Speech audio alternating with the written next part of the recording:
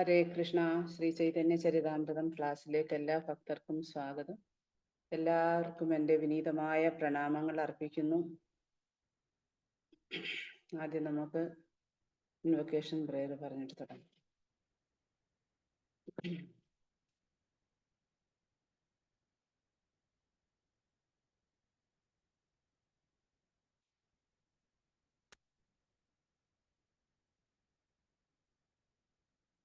ഓം അജ്ഞാനതിമിരന്തസ്യ ജ്ഞാനഞ്ജനശലാഖയാ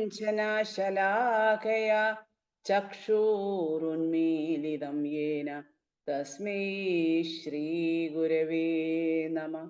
ശ്രീ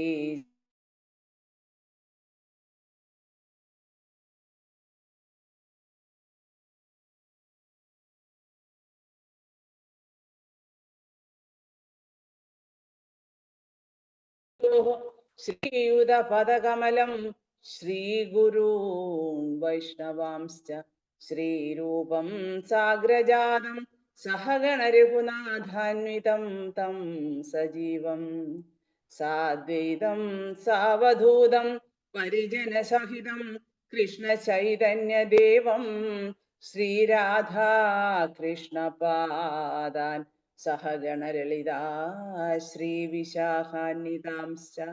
ഹേ കൃഷ്ണ കരുണാ സിന്ധോ ദീനബന്ധോ ജഗത്പദേ ഗോപേശ ഗോപികാകാന്ത രാധാകാന്ത നമോസ്തുതേ. തപ്തകാഞ്ചന ഗൗരംഗി രാധേ വൃന്ദാവനേശ്വരി വൃഷഭാനുസുതേ ദേവി പ്രണാമാമി ഹരിപ്രിയേ. വാഞ്ചകൽപതരുഭ്യശ്ച കൃപാ സിന്ധോഭ്യ ഏവ ച പതിതാനാം പാവനേഭ്യോ വൈഷ്ണവേഭ്യോ നമോ നമഃ. നമോ ഓം വിഷ്ണുപാദായ കൃഷ്ണപ്രേഷ്ഠായ ഭൂതലേ ശ്രീമതേ ഭക്തിവേദാന്ത സ്വാമിന്നിധി നാമിനേ. നമസ്തേ സരസ്വതി ദേവി ഗൗരവാണി പ്രചാരിണേ നിർവിശേഷ ശൂന്യവാദി പാശ്ചാത്യദേശതാരിണേ. ജയ ശ്രീ കൃഷ്ണ ചൈതന്യ പ്രഭു നിത്യാനന്ദ ശ്രീ അദ്വൈത ഗദാധര ശ്രീവാസാദി ഗൗരഭക്തവൃന്ദ. ഹരേ കൃഷ്ണ കൃഷ്ണ കൃഷ്ണ ഹരേ ഹരേ ഹരേ രാമ രാമ രാമ ഹരേ ഹരേ. ഹരി ഓം തത്സത്. ഹരേ കൃഷ്ണ. ചൈതന്യ ചരിതാമൃതം ക്ലാസ്സിലേക്ക് എല്ലാവർക്കും സ്വാഗതം. എല്ലാവർക്കും എൻ്റെ പ്രണാമങ്ങൾ അർപ്പിക്കുന്നു. ഒപ്പം എൻ്റെ ശിക്ഷാഗുരുക്കന്മാർക്കും ദീക്ഷാഗുരുവിനും പ്രണാമങ്ങൾ അർപ്പിച്ചുകൊണ്ട് ഇന്ന് നമ്മൾ വായിക്കുന്നത് ശ്രീ ചൈതന്യ ചരിതാമൃതം ആദിലീല അധ്യായം 8 ശ്ലോകം 59 ഗ്രന്ഥകർത്താവ് കൃഷ്ണന്റെയും ഗുരുവിന്റെയും ആജ്ഞകൾ സ്വീകരിക്കുന്നു. ജയ ജയ ശ്രീ ചൈതന്യ ജയ നിത്യാനന്ദ ജയ അദ്വൈത ചന്ദ്ര ജയ ഗൗര ഭക്ത വൃന്ദ. ജയ ജയ ശ്രീ ചൈതന്യ ജയ നിത്യാനന്ദ ജയ അദ്വൈത ചന്ദ്ര ജയ ഗൗര ഭക്ത വൃന്ദ. ജയ ജയ ശ്രീ ചൈതന്യ ജയ നിത്യാനന്ദ ജയ അദ്വൈത ചന്ദ്ര ജയ ഗൗര ഭക്ത വൃന്ദ.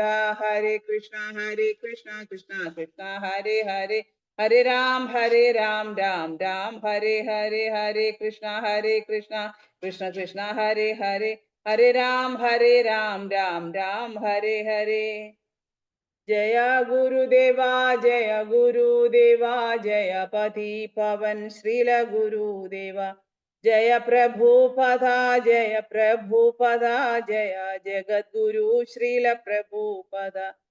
നിതായ് ഗൗര ഹരി ബോൽ ഹരി ബോൽ ഹരി ബോൽ നിതായ് ഗൗര ഹരി ബോൽ. ജയം ശ്രീ വിഷ്ണുപാദ പരമഹംസ പരിവൃച്ചാചാര്യ അഷ്ടോത്തര ശതക ത്രിവേന്ദ്രിയ സഭയാചരണ ഭക്തിവേദാന്ത സ്വാമി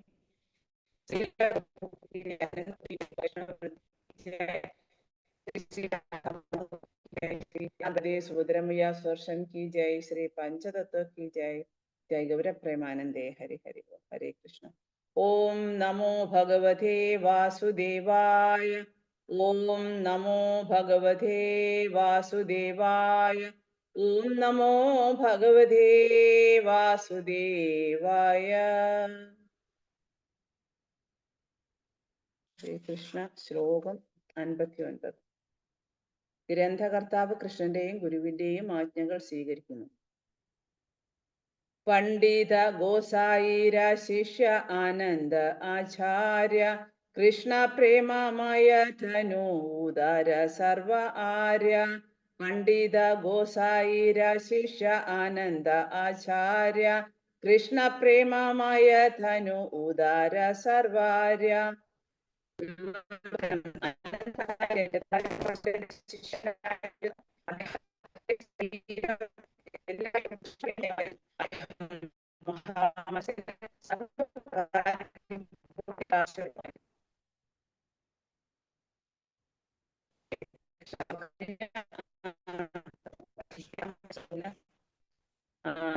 അതായത് കൃഷ്ണനിൽ അചഞ്ചലമായ ഭക്തിയുള്ള ഒരുവനിൽ കൃഷ്ണന്റെയും ദേവന്മാരുടെയും എല്ലാ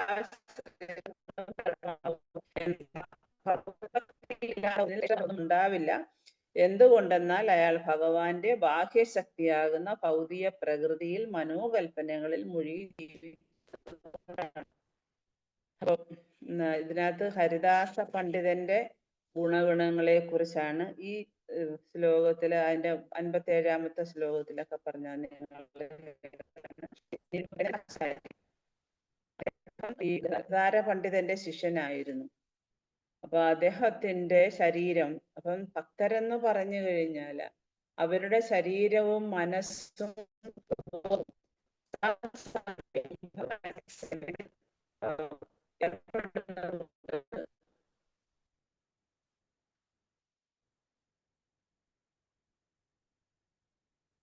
ഏർപ്പെടുന്നത് കൊണ്ട് അവർക്ക് അവരുടെ ശരീരം എപ്പോഴും കൃഷ്ണപ്രേമമയമാണ്.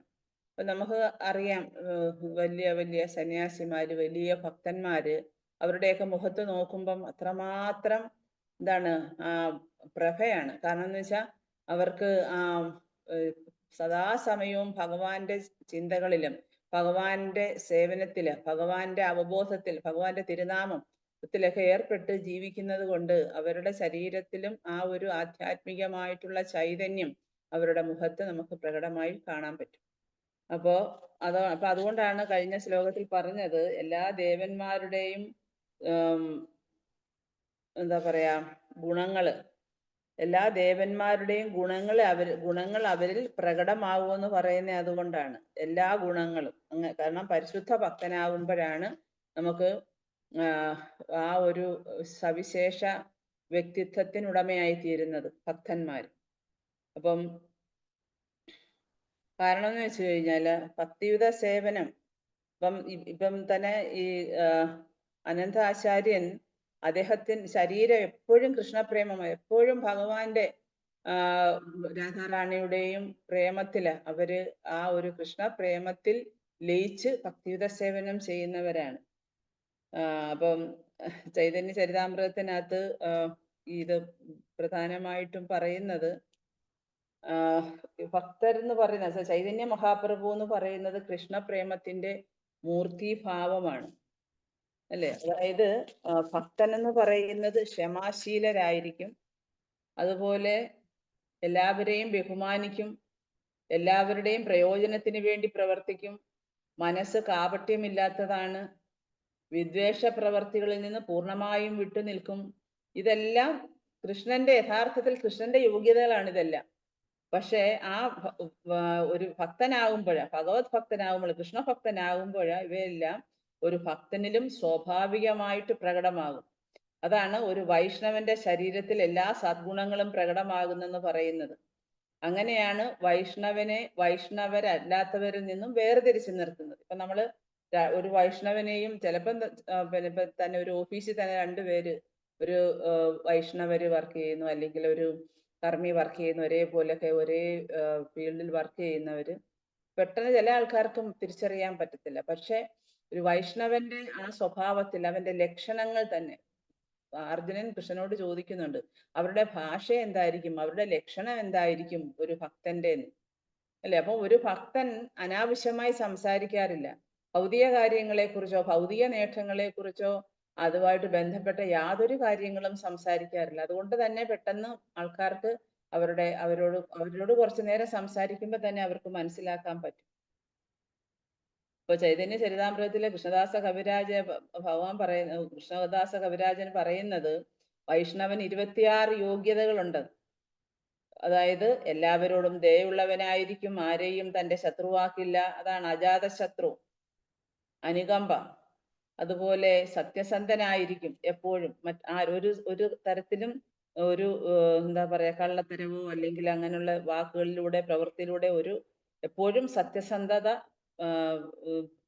നിലനിർത്തുന്നവനായിരിക്കും.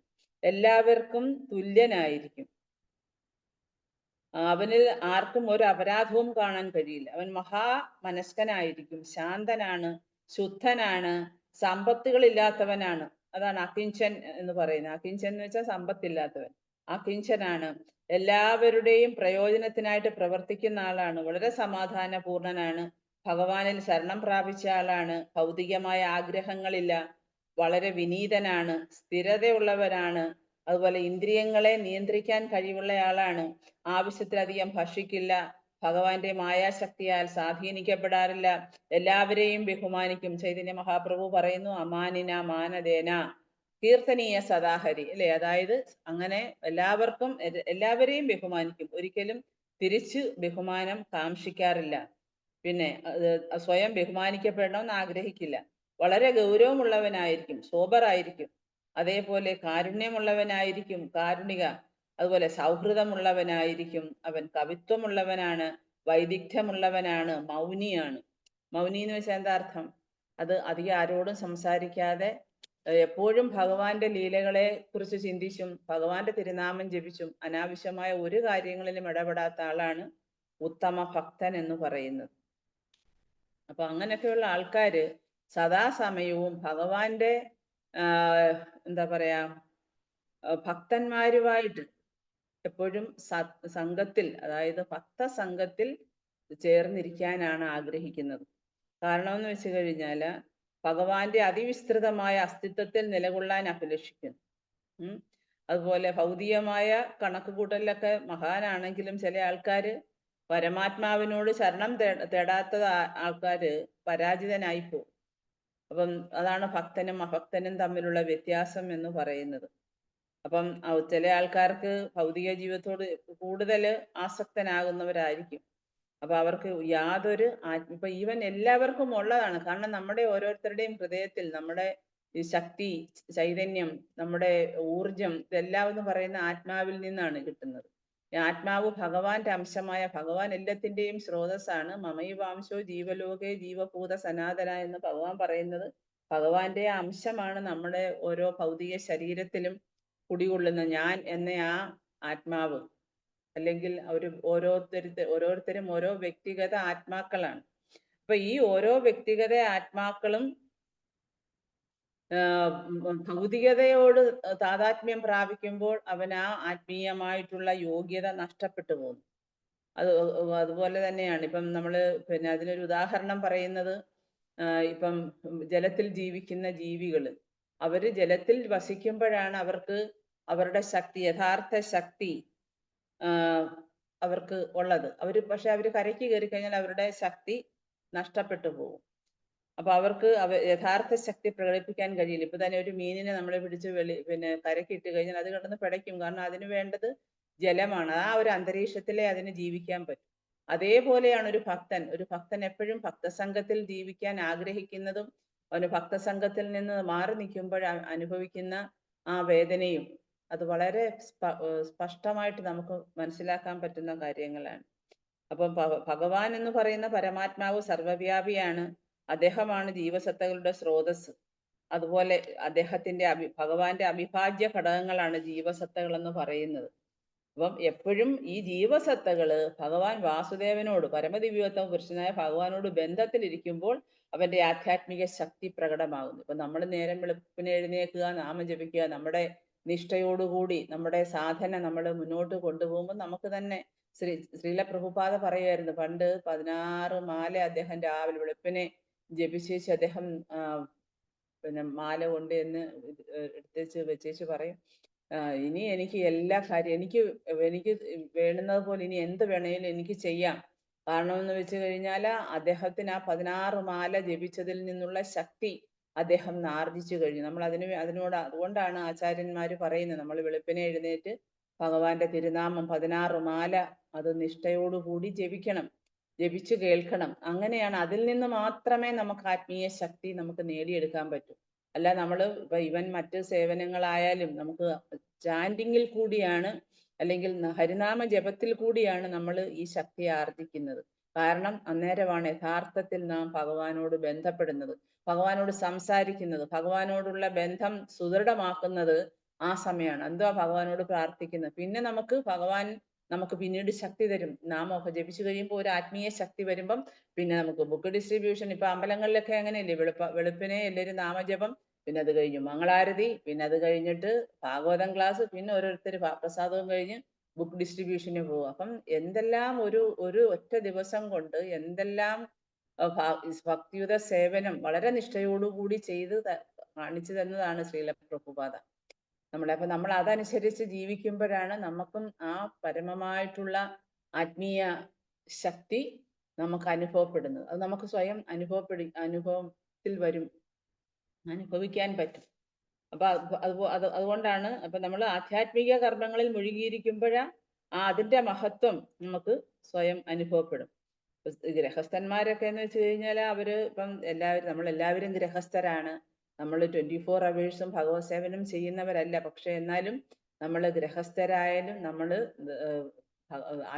ഗുരുവിന്റെ ആജ്ഞപ്രകാരം നമ്മൾ ഓരോ ദിവസവും നമ്മുടെ ആധ്യാത്മിക പുരോഗതിയെ ലക്ഷ്യമാക്കിക്കൊണ്ട് വേണം നമ്മൾ ജീവിക്കാൻ. മറ്റുള്ളതെല്ലാം നമ്മുടെ ഡ്യൂട്ടിയാണ്, കർത്തവ്യം നമ്മളൊരു കർത്തവ്യം എന്ന നിലയിൽ അനുഷ്ഠിക്കുക. പക്ഷെ ഇതാണ് നമ്മുടെ ആത്മാവിനെ അതായത് നമ്മുടെ ആത്മാവിന്റെ ഭക്ഷണം എന്ന് പറയുന്നത് ഭക്തിയുത സേവനമാണ്, ഹരിനാമ ജപമാണ്. അപ്പൊ അങ്ങനെ നമുക്ക് മറ്റുള്ളവരെ അപേക്ഷിച്ച് ഓരോ ഭക്തനും നമുക്ക് അത്രയും ആത്മീയ ശക്തി മറ്റുള്ള ഉയർന്ന ഭക്തന്മാര് അത്രയും നേടിയെടുക്കാൻ പറ്റിയില്ലെങ്കിലും നമ്മൾ ഓരോ ദിവസവും അതിനുവേണ്ടി പ്രയത്നിച്ചുകൊണ്ടേയിരിക്കണം. അപ്പൊ ആ പ്രയത്നത്തിലൂടെയാണ് നമ്മൾ അതെല്ലാം നേടിയെടുക്കുന്നത്. ഇപ്പൊ ഭഗവാൻ എന്ന് പറയുന്ന പരിപൂർണനാണ്, പരമദിവ്യോത്തമ പുരുഷനാണ്. ഭഗവാന്റെ ശരണം തേടുന്ന പരിത്യാഗ ജീവിതക്രമം പോലും നമുക്ക് പിന്തുടരാൻ പറ്റും. കാരണം എന്ന് വെച്ച് കഴിഞ്ഞാൽ പരിത്യാഗം എന്ന് വെച്ചാൽ വീട്ടിൽ നിന്ന് പോയില്ലെങ്കിലും, വീട്ടിൽ നിന്ന് ഇറങ്ങി നമ്മൾ പോയി സേവനം ചെയ്തില്ലെങ്കിലും വീട്ടിലിരുന്നു കൊണ്ട് തന്നെ നമുക്ക് ആധ്യാത്മിക ജീവിതത്തിൽ തുടരാൻ പറ്റും. അതാണ്, അതായത് നമ്മള് ഭയരാഹിത്യത്തിലേക്ക് പോകണം. അതാണ് അഭയ എന്ന് പറയുന്നത്, അഭയ സ്റ്റേജ്, ഭയരാഹിത്യത്തിന്റെ ആശ്രയം. അങ്ങനെയുള്ള നരസിംഹ ഭഗവാന്റെ പാദപങ്കജങ്ങളിൽ ശരണം പ്രാപിക്കണമെന്ന് പറയുന്നുണ്ട് ഇതിനകത്ത്, ശ്രീമദ് ഭാഗവതത്തിനകത്ത്. അപ്പം ജീവിതത്തില് നമ്മുടെ ഒരുപാട് കുരുക്കുകളുണ്ട്, ബന്ധനങ്ങളുണ്ട്. അതാണ് ഹൃദയഗ്രന്ഥി. ആ കുരുക്കുകളാണ് നമുക്ക് ഭൗതികാസക്തിക്കുള്ള മൂല കാരണമെന്ന് പറയുന്നത്, വിശേഷിച്ച് ഗൃഹസ്ഥ ജീവിതത്തില്. ഇപ്പം കുടുംബാംഗങ്ങള്, കുട്ടികള്, പിന്നെ മറ്റ് കുടുംബാംഗങ്ങള്, ഇതൊക്കെ കുരുക്കുകളാണ്. അപ്പം പിന്നെ അതുപോലെ നമ്മളിൽ ഉണ്ടാകുന്ന കാമം, വിമുഖത, ക്രോധം, നൈരാശ്യം, ഭയം, മിഥ്യാഭിമാനം, വാഞ്ഛ, ഇതെല്ലാം എന്ന് പറയുന്നത് നമ്മളത് പിന്നെ എന്താ പറയാ, ഭക്തിയുത സേവനം ഇതെല്ലാവരിലും ഇങ്ങനെ ഭൗതിക ലോകത്ത് ജീവിക്കുമ്പോഴാ എല്ലാവരിലും വന്നു ചേരുന്നതാണ് ഭൗതികമായിട്ടുള്ള ഈ തരത്തിലുള്ള ഓരോ സ്വഭാവങ്ങൾ. പക്ഷേ ഭഗവാന്റെ സേവനത്തിന് വേണ്ടി ഒരാൾ പരിപൂർണമായും സമർപ്പിക്കുമ്പോഴാണ് നമുക്കതിൽ നിന്നെല്ലാം പൂർണ്ണമായും വിമുക്തി നേടി ഭഗവാന്റെ സേവനത്തിൽ നിരതനാകാം, കൃഷ്ണപ്രേമമയം എന്ന ആ ഒരു അവസ്ഥയിലേക്ക് വരാം. ഇപ്പം അനന്തനാചാര്യന്റെ കഥ പറയുകയാണ്. അദ്ദേഹം ഗദാധര പണ്ഡിതന്റെ ശിഷ്യനായിരുന്നു. അദ്ദേഹത്തിന്റെ ശരീരത്തിൽ എപ്പോഴും കൃഷ്ണപ്രേമമയം. അപ്പൊ അതേപോലെ മഹാമനസ്കനാണ്, സർവപ്രകാരത്തിലും പുരോഗതി പ്രാപിച്ച ആളാണ് അദ്ദേഹം. ഇവരൊക്കെ ആചാര്യന്മാരാണ്, വലിയ വലിയ ആചാര്യന്മാർ. ചൈതന്യ ചരിതാമൃതത്തിൽ കൊടുത്തിരിക്കുന്ന ചൈതന്യ മഹാപ്രഭുവിന്റെ ശാശ്വത സഹചാരികളാണ് ഇവരൊക്കെ. അപ്പൊ ഇതൊക്കെ ഇവരെ ആരും നമുക്ക് ഒരിക്കലും അനുകരിക്കാൻ അല്ല, നമുക്ക് അവരെ കണ്ട് പഠിക്കണം അനുസരണയോടുകൂടി, അവരുടെ നിർദ്ദേശങ്ങൾ പാലിക്കുക, അത്രമാത്രം. നമുക്ക് വലിയ ഉന്നതമായ ആ സ്ഥിതിയിൽ എത്തിയില്ലെങ്കിലും അവരുടെ അനുഗ്രഹം കിട്ടുന്നത് തന്നെ നമുക്ക് ഒരു കൃപാസിദ്ധിയാണ്. അതിലുപരി നമുക്ക് അവരുടെ നിർദ്ദേശങ്ങളെ പാലിക്കുക എന്ന് പറയുന്നതും നമുക്ക് അതിനു വേണ്ടിയാണ് ചൈതന്യ ചരിതാമൃതം കൃഷ്ണദാസ കവിരാജ ഗോസ്വാമി എഴുതിയത്. അദ്ദേഹം തന്നെ പറയുന്നുണ്ട്, എനിക്ക് യോഗ്യതയില്ല അത് എഴുതാൻ, പക്ഷെ എന്നാലും ഞാൻ ആചാര്യന്മാരുടെ പാതാരവിന്ദങ്ങളെ പിന്തുടർന്നത് കൊണ്ട് മാത്രമാണ്. അദ്ദേഹത്തിന് വയസ്സായി, അദ്ദേഹത്തിന് കണ്ണ് കാണില്ല, ചെവി കേൾക്കില്ല, പേന കയ്യിലെടുത്ത് എഴുതാൻ കൈവിറയ്ക്കും. പക്ഷെ എന്നാലും ഭഗവാന്റെയും മറ്റു ഉന്നത ഭക്തന്മാരുടെയും കാരുണ്യം കൊണ്ട് എനിക്കത് സാധ്യമായി എന്ന് അദ്ദേഹം സമ്മതിക്കുന്നുണ്ട്. ശ്ലോകം 60. താൻഹാര ആനന്ദ ഗുണ കേകരു പ്രകാശ താൻപ്രിയ ശിഷ്യ പണ്ഡിത ഹരിദാസ. സർവ സദ്ഗുണങ്ങളുടെയും ഒരു സംഭരണിയായിരുന്നു അനന്ത ആചാര്യൻ. അദ്ദേഹത്തിന്റെ മഹത്വം നിർണയിക്കാൻ ആർക്കും കഴിയില്ല. പണ്ഡിത ഹരിദാസൻ അദ്ദേഹത്തിന്റെ പ്രിയ ശിഷ്യനായിരുന്നു. അപ്പം ഈ അനന്താചാര്യന്റെ ശിഷ്യനാണ്, പ്രിയ ശിഷ്യനായിരുന്നു പണ്ഡിത ഹരിദാസൻ. അപ്പൊ പണ്ഡിത ഹരിദാസന്റെയാണ് ഈ ശ്രീല പ്രഭുപാദ അദ്ദേഹം 5-ാമത്തെ സ്കന്ധത്തില് അതിനകത്ത് ഒരു ശ്ലോകം കൊടുത്തിട്ട്, അതാ കഴിഞ്ഞ ഇത് 58-ാമത്തെ ശ്ലോകം അതായിരുന്നു, അതിനെ കുറിച്ചായിരുന്നു പറഞ്ഞിരിക്കുന്നത്. അപ്പം ഭാവാർത്ഥത്തിലെ ശ്രീല പ്രഭുപാദ പറയുന്നത്, ഭക്തി സിദ്ധാന്ത സരസ്വതി ഠാക്കൂർ തന്റെ അനുഭാഷ്യത്തിൽ പറയുന്നത്, ശ്രീ അനന്ത ആചാര്യൻ ശ്രീ ചൈതന്യ മഹാപ്രഭുവിന്റെ ശാശ്വത സഹചാരികളിൽ ഒരുവനാണ്. മുൻപ് ഭഗവാൻ ശ്രീകൃഷ്ണന്റെ അവതാര കാലത്ത് അനന്ത ആചാര്യൻ അഷ്ടഗോപികമാരിൽ ഒരാളായി സുദേവിയായിരുന്നു എന്നാണ് പറയുന്നത്. നമുക്കറിയാം അഷ്ടസഖികൾ അല്ലേ, അഷ്ടസഖികളെല്ലാം ഇപ്പം മായാപ്പൂരായാലും എല്ലാ മിക്ക ഇസ്കോൺ ക്ഷേത്രങ്ങളിലും അഷ്ടസഖികളെ വെച്ചിട്ടുണ്ട്, ഭഗവാനോടും രാധാറാണിയോടും ഒപ്പം. കാരണം ഭഗവാന്റെ ലീലകളില് ഈ അഷ്ടസഖികളുമൊത്താണ് ഭഗവാൻ കൂടുതൽ ലീലകൾ ആടിയത്. അപ്പം അവര് എന്ന് പറയുന്ന സാധാരണക്കാരല്ല, ഭഗവാന് അസംഖ്യം ഗോപികമാര് അല്ലെങ്കിൽ സഖിമാരുണ്ടായിരുന്നെങ്കിലും അതില് 8 പേരാണ് വളരെ പ്രധാനികളായിരുന്നത്. അതിലെ ലളിത, വിശാഖ, ചമ്പകലത, ചിത്ര, തുംഗവിദ്യ, ഇന്ദുലേഖ, പിന്നെ രംഗദേവി, പിന്നെ സുദേവി. അപ്പൊ ഇവരെല്ലാവരും എന്ന് പറയുന്നത് രാധാറാണിയുടെ വിസ്തരണങ്ങളാണ്. ഈ ലളിത, വിശാഖ, ചമ്പകലത, ചിത്ര, തുംഗവിദ്യ, ഇന്ദുലേഖ, രംഗദേവി, സുദേവി. അപ്പൊ ആ സുദേവിയാണ് അനന്താചാര്യൻ. ചൈതന്യ ലീലയിലെ അനന്താചാര്യൻ എന്ന് പറയുന്നത് അഷ്ടഗോപികമാരിൽ ഒരാളായ സുദേവിയായിരുന്നു. അത് ഗൗരഗണോദേശ ദീപികയില 165 പറയുന്നുണ്ട്. അനന്താചാര്യ ഗോസ്വാമി യ സുദേവി പുരാവ്രജെ. അനന്താചാര്യൻ മുമ്പ് വ്രജത്തിൽ അഥവാ വൃന്ദാവനത്തില് സുദേവി ഗോപിയായിരുന്നു എന്ന് പറയുന്നു. അപ്പോ അതുപോലെ തന്നെ ജഗന്നാഥപുരിയില് പിന്നെ അഥവാ പുരുഷോത്തമ ക്ഷേത്രത്തിലും അനന്താചാര്യൻ സ്ഥാപിച്ച ഗംഗമാതാ മഠം എന്നറിയപ്പെടുന്ന ഒരു മഠമുണ്ട്. അപ്പൊ ഗംഗമാതാ മഠത്തിന്റെ ശിഷ്യ പരമ്പരയിൽ അദ്ദേഹം വിനോദമഞ്ചരി എന്നാണ് അറിയപ്പെടുന്നത്. ആ ഒരു ലീലയില് ഗംഗമാതാ മഠത്തിന്റെ ശിഷ്യ പരമ്പരയുണ്ട് പ്രത്യേകം. അപ്പൊ അതിനകത്ത് വിനോദമഞ്ചരി എന്നും പറയുന്നുണ്ട്. പക്ഷെ ഗൗരഗണോദേശ ദീപികയില സുദേവി എന്ന് പറയുന്നുണ്ട്. അനന്താചാര്യ ഗോസ്വാമിയ സുദേവി പുര വ്രജ. അനന്താചാര്യന വ്രജത്തിൽ അഥവാ വൃന്ദാവനത്തിലെ സുദേവി ഗോപിയായിരുന്നു. അപ്പൊ ഇവരെല്ലാവരും ഈ അഷ്ടസഖികൾ എല്ലാവരും തന്നെ രാധാറാണിയുടെ വിസ്തരണങ്ങളാണ്. രാധാറാണിയെ നേരിട്ട് സേവിച്ചവരാണ് ഇവരെല്ലാം. അപ്പൊ നമ്മൾ നാമം ജപിക്കുമ്പോൾ തന്നെ നമ്മുടെ മാലയിൽ 8 മുത്തുകൾ പ്രത്യേകം എടുത്തിട്ടുണ്ട്. 108 മുത്തുകളുള്ള നമ്മുടെ മാലയിൽ ഈ 108 ഭഗവാന്റെ സേവകരാണ് അല്ലെ, 108 പിന്നെ ഗോപികമാര്. അപ്പൊ ഈ 108 ഗോപികമാരില് 8 പേരാണ് വളരെ പ്രധാനികൾ. അപ്പൊ നമ്മുടെ ആ മാലയിലും അത് സെപ്പറേറ്റ് ചെയ്ത് വെച്ചിട്ടുണ്ട്, 8 മുത്തുകള്.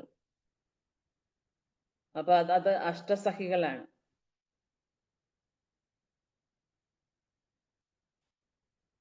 പിന്നീട് ശ്രീ രഘുഗോപാലൻ എന്നും ശ്രീ രാസമഞ്ചരി എന്നും അറിയപ്പെടുന്ന ഹരിദാസ പണ്ഡിതൻ അദ്ദേഹത്തിന്റെ ശിഷ്യന്മാരിൽ ഒരാളായിരുന്നു. അപ്പൊ ഹരിദാസ പണ്ഡിതന് ഒരുപാട് ഗുണഗണങ്ങളെ കുറിച്ച് നമ്മൾ കഴിഞ്ഞ ശ്ലോകത്തിൽ പഠിച്ചതാണ്. അതായത് ഹരിദാസ പണ്ഡിതൻ അദ്ദേഹത്തിന്റെ അതായത് ഭഗവാന്റെ 50 ഗുണങ്ങളാണ് ഈ ഹരിദാസ പണ്ഡിതന്റെ ശരീരത്തിൽ സദാ സന്നിഹിതനായിരുന്നു എന്ന് പറയുന്നത്. സദ്ഗുണ പഞ്ചാശ, അതായത് 50 ഗുണങ്ങൾ. അയം നേത സൂര്യമാങ്ക തുടങ്ങിയത്, അതായത് അതല്ല അദ്ദേഹം അഗ്രഗണ്യമാണ്. അതായത് നമ്മൾക്ക് ഈ ഭഗവാന്റെ ഐശ്വര്യം വിഭൂതികളാണ് ഇതെല്ലാം, ഈ പറഞ്ഞ ഗുണഗണങ്ങളെല്ലാം. അതൊക്കെ എല്ലാവരിലും നമ്മളൊരു അംശമായതുകൊണ്ട് വളരെ അണുമാത്രയില നമ്മുടെ ഈ ആത്മാവിലും ഇത് അടങ്ങിയിരിപ്പുണ്ട് ഈ ഗുണങ്ങളൊക്കെ. പക്ഷെ നമ്മൾ ഭൗതികമായ ജീവിതം നയിക്കുന്നത് കൊണ്ട് അതെല്ലാം ആ ശക്തി നഷ്ടപ്പെട്ടു പോയിരിക്കുകയാണ്. പിന്നീട് നമ്മൾ ആ ഭഗവാനുമായിട്ടുള്ള ബന്ധം റിവൈവ് ചെയ്തെടുക്കുമ്പോഴാണ് അതിനകത്ത് ചില കുറച്ച് വളരെ കുറഞ്ഞ അളവില്, അതാണ് നമ്മൾ ക്വാളിറ്റിയില് ഗുണത്തിൽ ഭഗവാനോട് തുല്യനാണെങ്കിലും പിന്നെ പരിമാണത്തില് നമ്മൾ വളരെ തുച്ഛമാണ്, അതാണ് അണുവാണ്. അപ്പൊ നമുക്കും ആ ചെറിയ രീതിയിൽ ഇപ്പൊ അതാണ് ഈ പണ്ഡിതന്മാര് അല്ലെങ്കിൽ ഈ ആചാര്യന്മാരൊക്കെ എന്ന് വെച്ചാൽ അവര് ആ ഒരു പരിധി വരെ അവരുടെ ആ എന്താണ് ഭഗവാന്റെ അതേ ഗുണം ഒരു ചെറിയ അളവില് അവരില് പ്രകടമായിരുന്നു. ഭഗവാന്റെ അംശമായതുകൊണ്ട് ശ്രീകൃഷ്ണൻ ഈ 50 ശ്രേഷ്ഠ ഗുണങ്ങളും യഥാർത്ഥത്തിൽ നേരിയ അളവിൽ ഓരോ ജീവനിലും ഉണ്ട്. പിന്നെ ഭൗതിക പ്രകൃതിയായിട്ടുള്ള ബന്ധമാണ് നമ്മൾ കൂടുതൽ ഭൗതിക ലോകത്ത് വന്നു കഴിഞ്ഞാൽ നമുക്ക് ഭഗവാനോടുള്ള ബന്ധമൊക്കെ മറന്ന് നമ്മുടെ മൂലസ്വരൂപം മറന്ന് നമ്മൾ ഭൗതിക പ്രകൃതിയുമായിട്ടുള്ള ബന്ധം വരുമ്പോഴാ ഈ സാധാരണ ബദ്ധ ജീവനിൽ ഇതൊന്നും ദൃശ്യമാകാറില്ല. പരിശുദ്ധ ഭക്തനായി തീരുമ്പോഴാണ് ഇതൊക്കെ വീണ്ടും ദൃശ്യമായി വരുന്നത്. അപ്പോ അദ്ദേഹം ശ്രീ രഘുഗോപാലൻ എന്ന് രാസമഞ്ചരി എന്നും അറിയപ്പെടുന്ന ഹരിദാസ പണ്ഡിതൻ, അത്രമാത്രം ഉത്കൃഷ്ടനാണ് ഹരിദാസ പണ്ഡിതൻ. അദ്ദേഹത്തിന്റെ ഈ അനന്താചാര്യന്റെ ശിഷ്യന്മാരിൽ ഒരാളായിരുന്നു. അദ്ദേഹത്തിന്റെ ശിഷ്യയാണ് ലക്ഷ്മിപ്രിയ പുടിയ രാജാവിന്റെ പുത്രിയായ രാജകുമാരി. ഗംഗാമാതാവിന്റെ അമ്മായിയായിരുന്നു. ഗംഗാമാതാവ് ജയ്പൂരിലെ കൃഷ്ണ മിശ്രനിൽ നിന്ന് ശ്രീ രസികാരായൻ എന്ന നാമമുള്ള ഒരു മൂർത്തിയെ കൊണ്ടുവന്ന് ജഗന്നാഥപുരിയിലെ സാർവഭൗമന്റെ ഗ്രഹത്തില് പ്രതിഷ്ഠിച്ചെന്ന് പറയുന്നുണ്ട്. അപ്പൊ ഇതൊക്കെ ഈ ഹരിദാസ പണ്ഡിതനെ കുറിച്ച് പറയുന്നതാണ്. അപ്പം ആദ്യം നമ്മൾ പറഞ്ഞു വിനോദമഞ്ചരി എന്ന ഗംഗമാതാ മഠത്തിലെ ശിഷ്യപരമ്പരയിൽ വിനോദമഞ്ചരി എന്ന് അനന്താചാര്യനെ വിശേഷിപ്പിക്കുന്നുണ്ടെന്ന് പറയുന്നു. പിന്നെ ഹരിദാസ പണ്ഡിതൻ അദ്ദേഹത്തിന്റെ ശിഷ്യനായിരുന്നു. അദ്ദേഹത്തിന്റെ ശിഷ്യയാണ് ലക്ഷ്മിപ്രിയ. അവര് രാജകുമാരിയാണ് പുടിയ രാജാവിന്റെ. അപ്പൊ അവര് ഗംഗാമാതാവിന്റെ അമ്മാവിയും കൂടിയാണ്. അങ്ങനെ ഗംഗാമാതാവ് ജയ്പൂരിലെ കൃഷ്ണമിശ്രനിൽ നിന്ന് ശ്രീ രസിക രായൻ എന്ന നാമമുള്ള ഒരു മൂർത്തിയെ കൊണ്ടുവന്ന് സാർവഭൗമ, അതായത് ജഗന്നാഥപുരിയിലാണ് സാർവഭൗമ ഭട്ടാചാര്യന്റെ ഗ്രഹം, അവിടെ പ്രതിഷ്ഠിച്ചു. പിന്നീട് തലമുറയുടെ കാര്യങ്ങളാണ് പറയുന്നത്. അനന്താചാര്യന് ശേഷം 5ാമത്തെ തലമുറ വനമാലി, 6ാമത്തെ തലമുറ ബംഗാളിയായ ശ്രീ ഭഗവാൻ ദാസൻ, 7ാമത്തെ തലമുറയിൽ ഉറിയക്കാരനായ മധുസൂദനദാസൻ, 8ാം തലമുറയിലെ നീലാംബരദാസൻ, 9ാം തലമുറയിൽ നരോത്തമദാസൻ, 10ാം തലമുറ പീതാംബരദാസൻ, 11 തലമുറ മാധവദാസൻ, 12ാം തലമുറയിലെ ശിഷ്യനാണ് ഗംഗാമാതാ മഠത്തിന്റെ ഇപ്പോഴത്തെ ചുമതല വഹിക്കുന്നതെന്ന് ശ്രീല പ്രഭുപാദ് പറയുന്നുണ്ട്. ഇപ്പോഴും അവിടെ ഉണ്ട് ഗംഗാമാതാ മഠം. ഇനി ശ്ലോകം 61. ചൈതന്യ നിത്യാനന്ദേ താൻഡ്ര പരമവിശ്വാസ ചൈതന്യ ചരിതേ താൻഡ്ര പരമ ഉല്ലാസ. പണ്ഡിത ഹരിദാസിന് ചൈതന്യ മഹാപ്രഭുവിലും നിത്യാനന്ദ പ്രഭുവിലും ദൃഢമായ വിശ്വാസമുണ്ടായിരുന്നു. അതുകൊണ്ട് അദ്ദേഹം അവരുടെ ലീലകളും ഗുണങ്ങളും അറിയുന്നതിൽ സംതൃപ്തി കണ്ടെത്തി. ഇപ്പൊ ചൈതന്യ മഹാപ്രഭുവിനോടും നിത്യാനന്ദ പ്രഭുവിനോടുമുള്ള ദൃഢമായ വിശ്വാസം നമ്മുടെ ആത്മീയ പുരോഗതിയുടെ അടിസ്ഥാനം അതാണ്. നമ്മള് ചൈതന്യ ചരിതാമൃതം നമ്മൾ വായിക്കുമ്പോഴാണ് നമുക്ക് മനസ്സിലാക്കാൻ പറ്റും. ഓരോ ഭക്തരും അവരുടെ ഓരോ റോള് സ്വീകരിച്ച് അവരേതെല്ലാം തരത്തിൽ ഏത് ഭാവത്തോടു കൂടിയാണ് ഭഗവാൻ ശ്രീ ചൈതന്യ മഹാപ്രഭുവിനെയും നിത്യാനന്ദ പ്രഭുവിനെയും സേവിച്ചത്. എത്രമാത്രം ദൃഢമായ വിശ്വാസമാണ് അവര് ഭഗവാന്മാരിൽ അർപ്പിച്ചിരുന്നത്. അപ്പം അവര് ഭഗവാനെ കുറിച്ച് എപ്പോഴും കേൾക്കാൻ, ഭഗവാന്റെ നാമം ജപിക്കാന്, ഭഗവാന്റെ ഗുണഗണങ്ങളെ വർണ്ണിക്കാന് ഇതിലൊക്കെ സംതൃപ്തി കണ്ടെത്തിയവരായിരുന്നു. കാരണം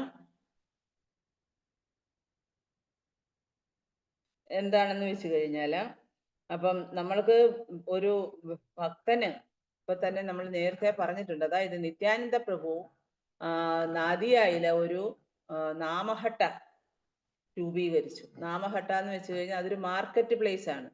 എന്നിട്ട് അദ്ദേഹം എല്ലാവർക്കും ഫ്രീ ആയിട്ട് ഹരിനാമം കൊടുക്കാൻ തുടങ്ങി. അപ്പൊ അത് അറിഞ്ഞു കേട്ട് എല്ലാവരും അവിടെ ചെല്ലുന്നു, നിത്യാനന്ദ പ്രഭുവിന്റെ അനുഗ്രഹം തേടുന്നു, അവിടെ നിന്ന് മാല വാങ്ങിക്കുന്നു, ഭഗവാന്റെ തിരുനാമം ജപിക്കുന്നു. പക്ഷേ അദ്ദേഹം കൊടുക്കുന്ന ഈ ഹരിനാമം, ഭഗവാന്റെ തിരുനാമമായ ഹരേ കൃഷ്ണ മഹാമന്ത്രം നിത്യാനന്ദ പ്രഭു ഏത് അടിസ്ഥാനത്തിലാണ് ഭക്തന്മാർക്ക് വിതരണം ചെയ്യുന്നത്, അല്ലെങ്കിൽ ആ മാർക്കറ്റിൽ അദ്ദേഹം അത് വിൽക്കുന്നത് എന്ന് പറഞ്ഞാല്, ഇപ്പൊ അവര് കൊടുക്കുന്നവര് വാങ്ങിക്കുമ്പോഴേ അതിന് മേടിക്കുന്ന പ്രൈസ് എന്ന് പറയുന്നത് വിശ്വാസമാണ്. വിശ്വാസം. അപ്പം നമുക്ക് എപ്പോഴും ഭഗവാനിലും ഗുരുവിലുമുള്ള വിശ്വാസമാണ്, അതും ദൃഢമായിട്ടുള്ള വിശ്വാസമാണ് ഒരു ഭക്തനെ ആത്മീയ പുരോഗതിയുടെ പാതയിലേക്ക് നയിക്കുന്നത്. അപ്പൊ ആത്മീയ പുരോഗതിയുടെ അടിസ്ഥാനം എന്ന് പറയുന്നതും ഹരിനാമത്തിലും ഭഗവാനിലുള്ള വിശ്വാസമാണ്. അപ്പോ ആ വിശ്വാസം നമ്മൾ അത് മനസ്സിലാക്കിയാണ് അപ്പൊ നമ്മുടെ വിശ്വാസം എത്രമാത്രം ഉണ്ടെന്ന് ഭഗവാന് മനസ്സിലാക്കാൻ പറ്റും. കാരണം ഭഗവാൻ നമ്മുടെ ഹൃദയത്തിൽ ഇരിപ്പുണ്ട്. അതേപോലെ നമ്മൾ എത്രമാത്രം ആത്മാർത്ഥമായിട്ടാണ് ഹരിനാമം ജപിക്കുന്നത് അത് ഭഗവാന് മനസ്സിലാക്കാൻ പറ്റും. അതുകൊണ്ടാണ് അപരാധങ്ങളൊക്കെ ഒഴിവാക്കി നമ്മൾ നാമം ജപിക്കണമെന്ന് പറയുന്നത്. അവസാനത്തെ അപരാധം എന്താണ്? പിന്നെ ഒരു അപരാധം എന്ന് വെച്ച് കഴിഞ്ഞാൽ ഇത്രയും ഒക്കെ ശക്തിയുള്ളതാണ് ഹരിനാമം എന്ന് മനസ്സിലാക്കിയിട്ടും പിന്നെ നമ്മൾ അശ്രദ്ധയോടുകൂടി നാമം ജപിക്കും. അശ്രദ്ധ, അതായത് ഒരിക്കലും നമ്മൾ അശ്രദ്ധയോടുകൂടി നാമം ജപിക്കുക, അത് ഒരു വലിയ ഒഫൻസ് തന്നെയാണ്. നമ്മൾ പിന്നെ എന്തെങ്കിലും ഒരു കൈ കൊണ്ട് വേറെ എന്തെങ്കിലുമൊക്കെ ചെയ്യുക, അതേപോലെ നമ്മൾ തിരുനാമം ജപിക്കുന്ന സന്ദർഭത്തിൽ പല കാര്യങ്ങളും ചിന്തിക്കുക, അതിനോടൊപ്പം ഇരുന്ന് ബുക്ക് വായിക്കുക, പടങ്ങൾ കാണുക, അപ്പൊ അതൊക്കെ പിന്നെ അതുപോലെ ഫോൺ നോക്കുക, ഇതൊക്കെ എന്ന് വെച്ച് കഴിഞ്ഞാൽ അപരാധങ്ങൾ തന്നെയാണ്. നമ്മളെപ്പോഴും അപരാധങ്ങളൊക്കെ ഒഴിവാക്കി നാമം ജപിക്കുന്ന സമയത്ത് ശ്രദ്ധയോടെ വിശ്വാസത്തോടു കൂടി ഭഗവാനിൽ അർപ്പിച്ച് പരിപൂർണമായ അവബോധത്തെ ഭഗവാനിൽ നിക്ഷേപിച്ച് നമ്മൾ നാമം ജപിക്കുമ്പോഴേ ആണ് നമുക്ക് ശുദ്ധമായ ഹരിനാമം ജപിക്കാൻ പറ്റത്തുള്ളൂ എന്നാണ് പറയുന്നത്. അപ്പൊ അതേപോലെയാണ് നമ്മൾ ഈ ഭഗവാനോട് സഹകരിക്കുമ്പോഴും ഭഗവാനോട് എന്താ പറയാ വിശ്വാസത്തോടു കൂടി നമ്മൾ ലീലകളും ഗുണങ്ങളും ഒക്കെ അറിയുന്നതിൽ സംതൃപ്തി കണ്ടെത്തണം. അതാണ് ഭഗവത്ഗീതയിൽ പറയുന്നത്. അതായത് മച്ചിത്ത മദ്ഗത പ്രാണ ബോധയന്ത പരസ്പരം കഥയന്തശ്ച മാം നിത്യം തുഷ്യന്തിശ്ചാരമന്തിച്ച, അല്ലേ? അതായത് നമ്മള് ഭഗവാന്റെ ഭക്തന്മാരെങ്ങനെയാണ്? എന്നിലാണ് അവരുടെ അവബോധം കുടികൊള്ളുന്നത്. മച്ചിത്ത, എൻ്റെ മനസ്സിലാണ്, അവരുടെ മനസ്സിൽ ഞാൻ എപ്പോഴും ഉണ്ടാകും, എൻ്റെ ഹൃദയത്തിൽ അവരും എപ്പോഴും ഉണ്ടാകും. പിന്നെ അവരെപ്പോഴും ബോധയന്താ പരസ്പരം, എന്താണ്? അവര് പിന്നെ എൻലൈറ്റൈൻ ചെയ്യുകയാണ്. അവരുടെ ആ അവബോധത്തെ അവര് ശുദ്ധീകരിച്ച് അവര് പരസ്പരം എന്താ ഭക്തന്മാര് കൂടിയിരുന്ന് എന്തിനാ സത്സംഗം കൂടുന്നത്? നമ്മള് ഭഗവാന്റെ കഥകൾ പറയാനാണ്, അത് ആസ്വദിക്കാനാണ്, അതിൽ നിന്ന് നമുക്ക് ആനന്ദം കണ്ടെത്തുന്നതിനാണ്. വേറെ ഒന്നിലും ഇത്രയും ആനന്ദം നമുക്ക് കിട്ടില്ല. ഭൗതിക കാര്യങ്ങള് പല കാര്യങ്ങളും ഉണ്ട് ചർച്ച ചെയ്യപ്പെടാനായിട്ട്, പക്ഷെ അതൊന്നിലും കിട്ടുന്ന സന്തോഷവും ആനന്ദവും അല്ല ഭക്തന്മാര് തമ്മിലിരുന്ന് ഭഗവാന്റെ ഗുണഗണങ്ങളെ വാഴ്ത്തുമ്പോൾ. കഥയന്തശ്ച മാം നിത്യം തുഷ്യന്തിശ്ചാരമന്തിശ, അതിൽ കൂടി ബോധദീപ്തരാകുമ്പോഴാ അവര് സന്തോഷവും ആനന്ദവും അനുഭവിക്കുകയാണ്. അപ്പൊ അതേപോലെ ഭഗവാന്റെ ലീലകളും ഗുണങ്ങളും ഒക്കെ അദ്ദേഹം അത് കേൾക്കുകയും പറയുകയും മറ്റു ഭക്തന്മാരുമായി ചർച്ച ചെയ്യുകയൊക്കെ ചെയ്യുമ്പം അദ്ദേഹം അത്രമാത്രം ആത്മസംതൃപ്തി അദ്ദേഹത്തിന് അനുഭവപ്പെടുന്നു. ശ്ലോകം 66. വൈഷ്ണവേര ഗുണഗ്രാഹീനാദേഖയേ ദോഷ കായ മനോ വാക്യേ ഖരേ വൈഷ്ണവ സന്തോഷ. അദ്ദേഹം എല്ലായ്പ്പോഴും വൈഷ്ണവരുടെ ശ്രേഷ്ഠ ഗുണങ്ങൾ മനസ്സിലാക്കുകയും ഒരിക്കലും അവരിൽ ദോഷം കണ്ടെത്താതിരിക്കുകയും ചെയ്തു. അദ്ദേഹം തന്റെ ദേഹ മനോവാക്യങ്ങളാൽ വൈഷ്ണവരെ തൃപ്തരാക്കി. ഇത് വളരെ ഇമ്പോർട്ടന്റ് ആണ്. കാരണം ഒരു വൈഷ്ണവൻ എങ്ങനെയായിരിക്കണം, മറ്റു വൈഷ്ണവരുടെ ശ്രേഷ്ഠമായ ഗുണങ്ങൾ മനസ്സിലാക്കുക. അതാണ് ആ ദോഷദർശി എന്ന് പറയുന്നത്. അതൊരു യോഗ്യതയാണ്. ഒരു ഭക്തന്റെ ഏറ്റവും വലിയൊരു ഒരു യോഗ്യതയാണ് അദോഷദർശി എന്ന് വെച്ചാൽ കഴിഞ്ഞാല് നമ്മൾ മറ്റുള്ളവരിൽ ഒരു ദോഷവും ദർശിക്കുന്നില്ല. ദോഷങ്ങളൊക്കെ ഉണ്ടാവാം, ഭൗതിക ലോകമാണ്, മനുഷ്യനാണ് അൾട്ടിമേറ്റ്ലി. പക്ഷെ എന്നാലും നമ്മളിലൊക്കെ ഒരുപാട് പോരായ്മകൾ ഉണ്ടായാൽ പോലും ഒരിക്കലും നമ്മൾ ആരും അന്യരുടെ തെറ്റുകൾ കണ്ടെത്തരുത്. ഇതൊക്കെ നമുക്ക് തരുന്ന ഓരോ പാഠങ്ങളാണ്. ഇത് ആചാര്യന്മാർ ഇതൊക്കെ ആചരിച്ചിരുന്നു. എന്തിനു വേണ്ടിയാണ് ഇത് നമുക്ക് വീണ്ടും ഇത് പഠിക്കാനായിട്ട് തന്നിരിക്കുന്നത്? കുട്ടികളെക്ക് ഓരോരോ രസതന്ത്രം, അതുപോലെ ബയോളജി, അതുപോലെ ഫിസിക്സ്, കെമിസ്ട്രി ഇതൊക്കെ കൊടുക്കുന്ന എന്തിനാ? അവർക്ക് പഠിക്കാനാണ്, അല്ലെ? അവര് ആ ഭൗതിക വിദ്യാഭ്യാസം നേടി അവർ എന്തെങ്കിലുമൊക്കെ ആയി തീരാൻ. അതേപോലെ നമുക്ക് ശാസ്ത്രങ്ങൾ തന്നിരിക്കുന്ന നമ്മൾ ഇതൊക്കെ എങ്ങനെയായിരിക്കണം ഒരാചാര്യൻ? അദ്ദേഹം ഇതൊക്കെ ആചരിച്ചത് കൊണ്ടാണ് അവർ ആചാര്യന്മാരായത്. അപ്പൊ അദ്ദേഹം ഇപ്പൊ എങ്ങനെയാണ് അതായത് മനോവാക്, ദേഹം, മനസ്സ്, വാക്യം. അതാണ്. അതായത് ഒരു സന്യാസിമാരൊക്കെ അങ്ങനെയാണ്. അതാ ത്രിദണ്ഡി സന്യാസി എന്ന് പറയുന്നത് അതുകൊണ്ടാണ്. ത്രിദണ്ഡി സന്യാസി എന്ന് പറഞ്ഞ രണ്ട് തരം സന്യാസിമാരുണ്ട്. ഏകദണ്ഡി സന്യാസി എന്ന് വെച്ചാൽ മായാവാദികളാണ്. ത്രിദണ്ഡി സന്യാസി എന്ന് വെച്ച് കഴിഞ്ഞാൽ അവര് വൈഷ്ണവ സന്യാസിമാരാണ്. വൈഷ്ണവ ആചാര്യന്മാർ അഥവാ വൈഷ്ണവ സന്യാസിമാര് അവര് ത്രിദണ്ഡ ഉപയോഗിക്കുന്നത് എന്താ? അതായത് ഒരു ദണ്ണായിരിക്കും, പക്ഷെ 3 ഭാഗങ്ങളാണ്. അതായത് അവരുടെ വാക്ക്, ശരീരം, മനസ്സ്. അതാണ് ദേഹ മനോവാക്യം. അപ്പൊ അവരെപ്പോഴും അവരുടെ മനസ്സിനെയും ശരീരത്തിനെയും അവരുടെ വാക്കുകളെയും ഭഗവാന്റെ സേവനത്തിൽ ഏർപ്പെടും. നമ്മൾ ഒരുപാട് ഭൗതിക കാര്യങ്ങളും ഒക്കെ ചെയ്യുന്നവരാണ് ഗൃഹസ്ഥര്. പക്ഷെ സന്യാസിമാര് ഈ സന്യാസം സ്വീകരിച്ചു കഴിഞ്ഞാൽ അവരുടെ മനസ്സ്, വാക്ക്, കർമ്മങ്ങളെല്ലാം എന്താണ്? ഭഗവാന്റെ സേവനത്തിന് വേണ്ടി മാത്രം. അതുപോലെ ഒരിക്കലും അന്യരുടെ തെറ്റുകൾ കണ്ടെത്തരുത്. മറ്റുള്ളവർക്ക് ഒരു സന്തോഷം വരുമ്പോൾ നമ്മളും സന്തോഷിക്കണം. മറ്റുള്ളവർക്ക് ദുഃഖം വരുമ്പം നമുക്കും ഒരു ദുഃഖം ഉണ്ടാകണം. അതായത് അതാണ് എമ്പതി. അതായത് അവർ സാധാരണ ഭൗതിക ലോകത്ത് തിരിച്ചാണ്. പരോ ദുഃഖി സുഖി, പരോ സുഖി ദുഃഖി. മറ്റുള്ളവർക്ക് സന്തോഷം ഉണ്ടാകുമ്പം നമുക്ക് ദുഃഖം ഉണ്ടാകും, മറ്റുള്ളവർക്ക് ദുഃഖം ഉണ്ടാകുമ്പോൾ നമുക്ക് സന്തോഷം ഉണ്ടാകും. ഒരിക്കലും അത് പാടില്ല. അങ്ങനെയുള്ളവർക്ക് ജീവിതത്തിലെ തകർച്ചയാണ് ഫലം. കാരണം എല്ലാം ഭഗവാന്റെ അംശങ്ങളാണ്. ഭഗവാൻ ഉള്ളിലിരിക്കുന്നുണ്ട്. എല്ലാ ജീവജാലങ്ങളുടെയും ഹൃദയത്തിൽ ഭഗവാൻ കുടികൊള്ളുന്നുണ്ട്. അപ്പൊ നമുക്ക് എല്ലാം ഭഗവാന്റെ സൃഷ്ടിയാണ്. നമുക്ക് മറ്റുള്ളവരെ വിലയിരുത്താനോ അവരുടെ കുറ്റങ്ങളെ കണ്ടെത്തി അതിനെ ഇവാലുവേറ്റ് ചെയ്യാനോ ഒന്നുമുള്ള യാതൊരു അവകാശവും ഇല്ല. പിന്നെ നമുക്ക് ചെയ്യാൻ പറ്റുന്ന എന്താണ്? അവരിൽ ഒരുപാട് നന്മകൾ ഉണ്ടായിരിക്കും. അതായത് ഈ ഭൗതിക ലോകം എന്ന് പറയുന്ന ദ്വന്ദ്ങ്ങൾ നിറഞ്ഞതാണ്. അതേപോലെ ഇപ്പൊ സുഖവും ദുഃഖവും തെറ്റും പിന്നെ ശരിയും എല്ലാം ഉള്ളതാണ്. അതേപോലെ ഓരോ മനുഷ്യരിലും അത് പ്രകടമാണ്. അവന് ഒരുപാട് തെറ്റും കുറ്റങ്ങളും ഒക്കെ ഉണ്ടാകും.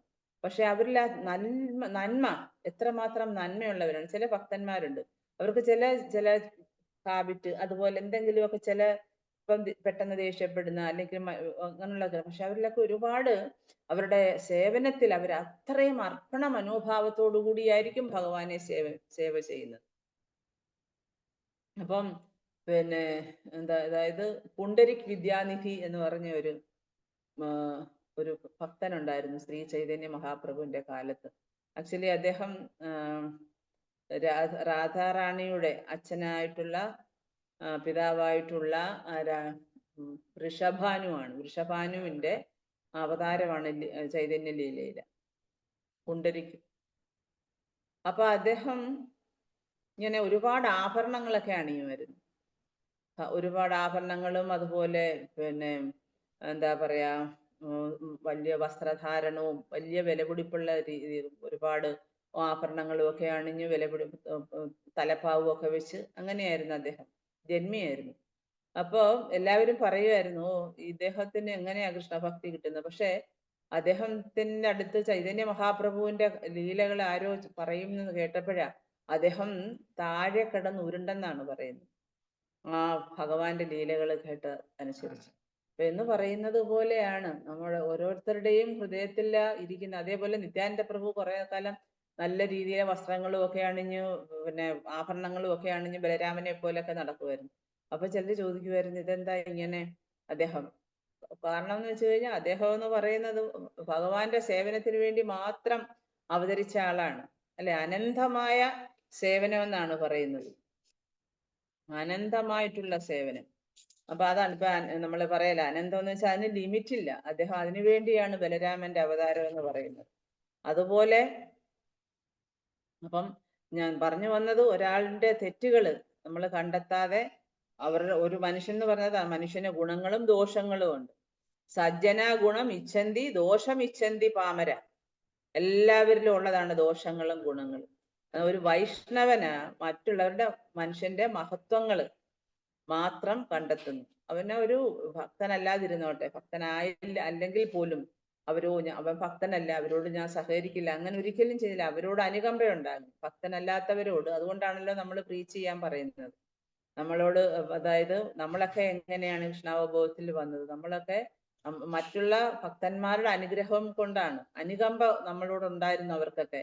അതുകൊണ്ടാണ് അവര് നമ്മളോടും വന്ന് കൃഷ്ണാവബോധത്തെ കുറിച്ച് പറഞ്ഞു തന്നതും, അവര് നമ്മളെ കൂടുതൽ ഇൻസ്പയർ ചെയ്തതും, നമ്മളെ കൊണ്ട് നാമം ജപിപ്പിച്ചതും, ഭഗവത് കഥകൾ നമുക്ക് പറഞ്ഞു തന്നതും ഒക്കെ അതുകൊണ്ടാണ്. അവര് നമ്മുടെ ഭൗതിക ഗുണങ്ങൾ മാറ്റി വെച്ചിട്ട് ഇവരുടെ ഹൃദയത്തെ ഇൻസ്പയർ ചെയ്യാൻ, അല്ലെങ്കിൽ നമ്മളെ കൂടുതൽ നമുക്ക് ഭഗവാനിലേക്ക് ഒരു ആകർഷണം ഉണ്ടാകാനായിട്ട് അവരെ കൊണ്ടൊക്കുന്ന സഹായങ്ങളൊക്കെ നമുക്ക് ചെയ്തു തന്നു. അതുപോലെ തന്നെ നമ്മളും എന്താ ചെയ്യാ? മറ്റുള്ളവരോട് അനുകമ്പ ഉണ്ടായിട്ട് അവർക്ക് ഭഗവത് കഥകൾ പറഞ്ഞു കൊടുക്കുക, അവരുടെ ദോഷങ്ങളൊക്കെ മാറ്റി. ഇപ്പം ഉപദേശാമൃതത്തിലും പറയുന്നുണ്ട്, അതായത് ഭക്തന്മാരൊക്കെ, നമ്മളാരും എന്താ ഭക്തന്മാരായിട്ട് ജനിച്ചവരല്ല. നമ്മളിവിടെ വന്ന് പിന്നീട് കുറെ കാലം കഴിഞ്ഞാണ് നമുക്ക് ഭഗവത് ഭക്തി കൃഷ്ണാവബോധത്തിൽ വരാനും നാമം ജപിക്കാനും ഒക്കെ ഇടയായതൊക്കെ. അത് ഏതെങ്കിലുമൊക്കെ ഭക്തന്മാരുടെ അനുഗ്രഹം കൊണ്ട്. അപ്പൊ നമുക്ക് പിന്നീട് നമ്മൾക്കും കിട്ടിക്കഴിയുമ്പോഴാ നമ്മൾ മറ്റു ഭക്തന്മാരെ കുറ്റം പറയാനോ അല്ലെങ്കിൽ അവരുടെ ദോഷം കണ്ടെത്താനോ യാതൊരു അവകാശവും ഇല്ല. ചിലര് പറയും, ഓ ആണ്ട് അവര് അങ്ങനെയാണ്. അല്ലെങ്കിൽ ഇപ്പൊ തന്നെ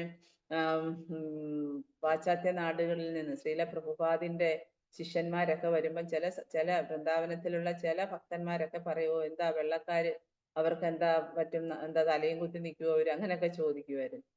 അപ്പൊ ശ്രീല പ്രഭുപാദയോട് ചെന്നേച്ച് ഇവര് പറയും, അവര് ഞങ്ങളെ അങ്ങനെ കളിയാക്കുന്നു, ഇങ്ങനെ കളിയാക്കുന്നു. കാരണം ഭാരതത്തിലുള്ളവർ വിചാരിക്കും ഞങ്ങളുടെ അവകാശമാണ്. പക്ഷെ ശ്രീല പ്രഭുപാദയുടെ കാരുണ്യം കൊണ്ട് ഭാരതത്തിലുള്ള ഭക്തന്മാരെക്കാട്ടിൽ ഉന്നത ശ്രേണിയിലേക്ക് ഉയർത്തിക്കൊണ്ടുവന്നു പാശ്ചാത്യ നാട്ടിലെ ഭക്തന്മാരെ ശ്രീല പ്രഭുപാദ, അദ്ദേഹത്തിന്റെ പരിശുദ്ധിയാൽ. അപ്പോ അങ്ങനെയൊക്കെ. അപ്പൊ ശ്രീല പ്രഭുപാദ പറയുമായിരുന്നു, നിങ്ങൾ പ്ലീസ് കോപ്പറേറ്റ്, നിങ്ങൾ കാരണം സഹിഷ്ണുത, നിങ്ങൾ സഹിക്കണം, നിങ്ങളത് അവരുമായിട്ട് കോപ്പറേറ്റ് ചെയ്ത് പോകാൻ നോക്കണം. അങ്ങനെയൊക്കെ ഉണ്ടാകും, അതൊക്കെ സ്വാഭാവികമാണ്. പക്ഷെ എന്നാലും ഒരിക്കലും ഇപ്പൊ നമ്മൾ എപ്പോഴായാലും നമ്മൾ അതൊക്കെ ഓർത്തിരിക്കേണ്ട കാര്യം, അതെല്ലാം ഒഫൻസ് ആയിട്ട് വരും, അപരാധങ്ങളിൽ പെടുന്നതാണ്. മറ്റു വൈഷ്ണവരെ കുറ്റം പറയുക, അവരുടെ തെറ്റുകൾ കണ്ടെത്തുക, അവരിൽ ദോഷം ആരോപിക്കുക. അതായത് ഗംഗാ നദി എന്ന് പറയുന്നത് എപ്പോഴും പരിശുദ്ധമാണ്. അപ്പൊ ഈ ഗംഗാ നദി മഴ സമയത്ത് അത് എന്താണ് പതയും, അതുപോലെ എന്താ പറയാ ഒക്കെ വന്നിട്ട് അത് ചളിയും ഒക്കെ ആയിട്ട് അത് വളരെ ഇതാകും ആ സമയം. പക്ഷെ എന്നാലും ഭക്തന്മാര് പോയി ഗംഗാ നദിയിൽ കുളിക്കും. എന്തിനു വേണ്ടിയാണ്? അങ്ങനെയുള്ള ആ സമയത്ത് ഈ മഴ സമയത്ത് ഗംഗാ നദിയിലെ കൂടുതൽ ചെളിയും അതുപോലെ നുരയും പതയും ഒക്കെ ഉണ്ടായാലും ഗംഗാ നദി എപ്പോഴും ഗംഗാ നദി തന്നെയാണ്. അത് എപ്പോഴും പരിശുദ്ധിയുടെ പ്രതീകം തന്നെയാണ്. അപ്പൊ എന്ന് പറയുന്ന പോലെ ചില ഭക്തന്മാരിൽ ചിലപ്പോ എന്തെങ്കിലുമൊക്കെ തെറ്റോ കുറ്റങ്ങളോ, ഇവൻ ചിലര് പറയും, പ്രഭുപാദ പറയുന്നത് എന്താ, ഒരു ചണ്ടാലന് പോലും ജഗദ്ഗുരു ആകാൻ പറ്റുമെന്ന് പറയുന്നുണ്ട്. എന്തുകൊണ്ടാണ്? കാരണം അവൻ ഏത് ജാതിയിൽ പിറന്നാട്ടെ, പക്ഷെ അവൻ ഭക്തനായി വരുന്നു, അവനൊരു വൈഷ്ണവനാകുന്ന പക്ഷം ആദരിക്കപ്പെടേണ്ടതാണ് ആ ഭക്തനെ. അപ്പൊ അതാണ് അതായത് മനുഷ്യന്റെ മഹത്വങ്ങൾ മാത്രം നമ്മൾ കണ്ടെത്തുക, ഒരിക്കലും തെറ്റുകൾ കണ്ടെത്താൻ പാടില്ല. അതിന് ഉദാഹരണം പറയുന്നതാണ്, ഈച്ചകൾ പോയി വൃണം തേടും, തേനീച്ചകൾ എന്ത് ചെയ്യും? തേൻ തേടും. അതാണ് വ്യത്യാസം. ഈച്ചകൾ എന്ന് വെച്ചാൽ എന്താണ്?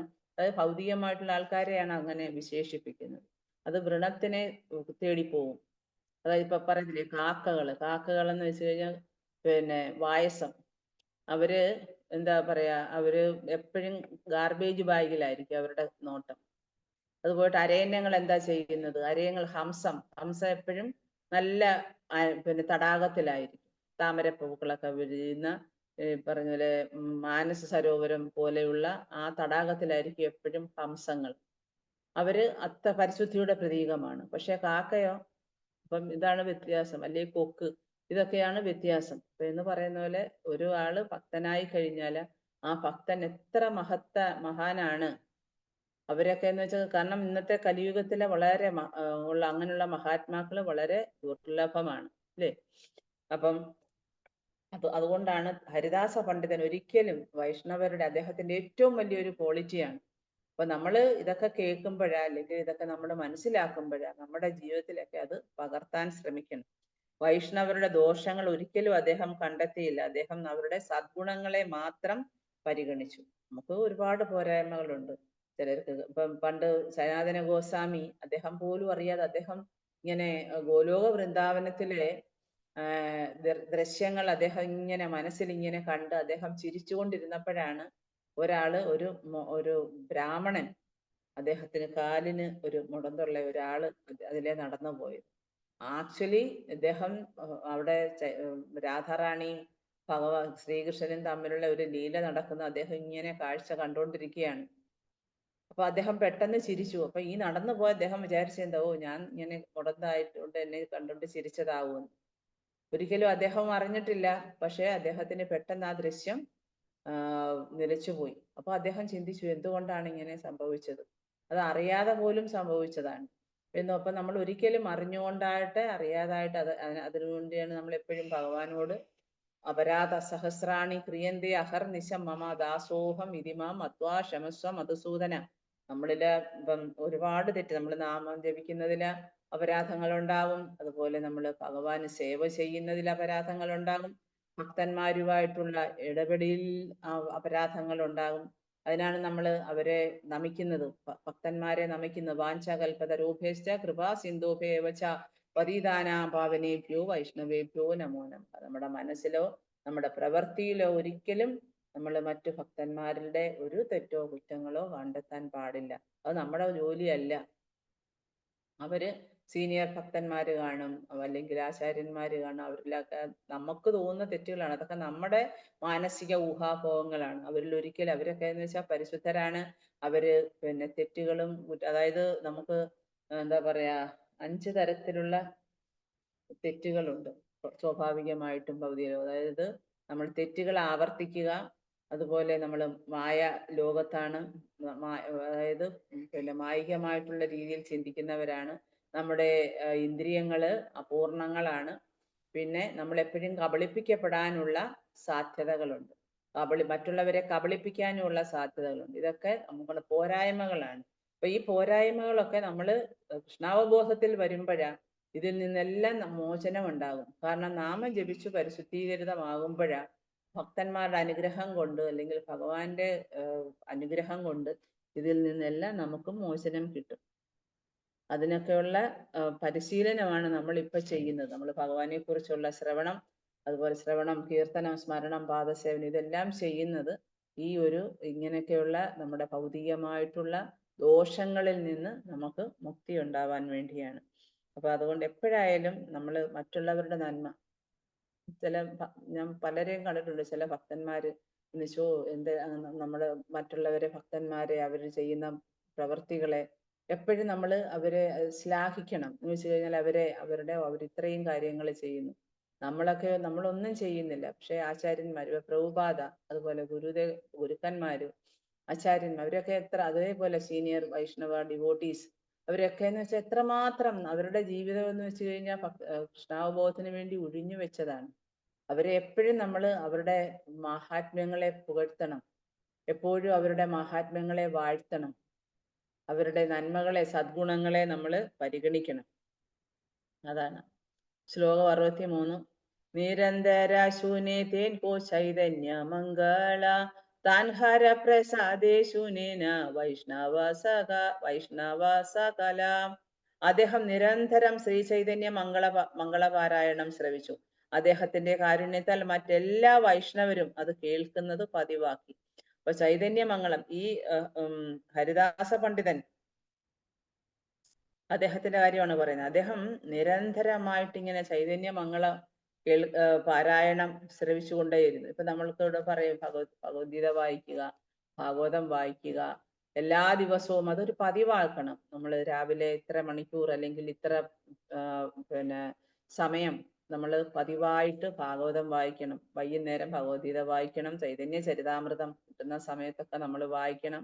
എല്ലാ ദിവസവും ഒരൊറ്റ ദിവസം മുടങ്ങാതെ ചൈതന്യ ചരിതാമൃതവും വായിച്ചിരിക്കണം.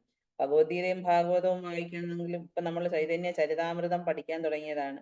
അപ്പൊ ചൈതന്യ മഹാപ്രഭുവിന്റെ അനുഗ്രഹം ഉണ്ടെങ്കിൽ മാത്രമേ നമുക്ക് ഇതൊക്കെ പഠിച്ചാൽ മനസ്സിലാവത്തുള്ളൂ.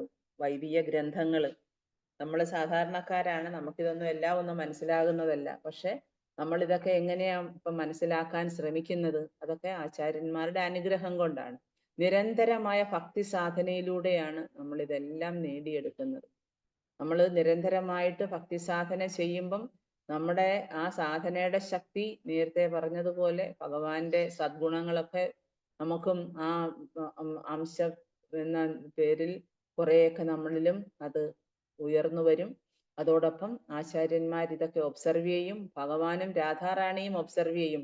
എത്രമാത്രം നിഷ്കർഷയോടുകൂടി, എത്രമാത്രം ആത്മാർത്ഥതയോടുകൂടി, എത്ര ഗൗരവമായിട്ടാണ് കൃഷ്ണാവബോധത്തെ നമ്മൾ കാണുന്നത്. അപ്പൊ അവരുടെ അനുഗ്രഹം ഓട്ടോമാറ്റിക്കലി, ഇപ്പം തന്നെ ഗുരുവിന്റെ അനുഗ്രഹം വരുന്നത് എങ്ങനെയാണ്? ഹൃദയത്തിൽ നിന്നാണ്. ഹൃദയത്തിൽ നിന്നാണ് ആ ഒരു അനുഗ്രഹം നമ്മളിലേക്ക് ചൊരിഞ്ഞു വരുന്നത്. അപ്പൊ അങ്ങനെ നമ്മളിലും ആ കൃപാസിദ്ധി ഉണ്ടാകും. അപ്പൊ അതാണ് പറയുന്നത്, ചൈതന്യമംഗളം പാരായണം ശ്രവിക്കുമായിരുന്നു അപ്പൊ അദ്ദേഹം എപ്പോഴും.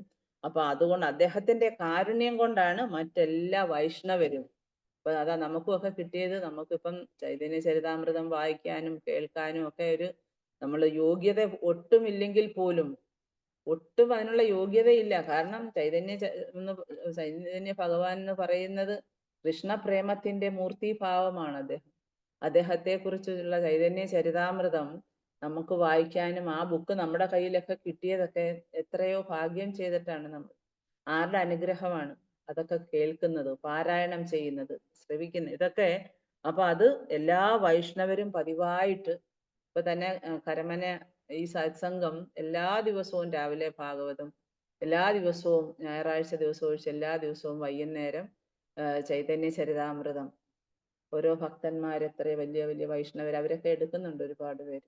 അപ്പൊ ഇതൊക്കെ എന്തുകൊണ്ടാണ്? അവർക്കൊക്കെ ആ ഒരു എന്താ പറയാ അവസരം കിട്ടുന്നു.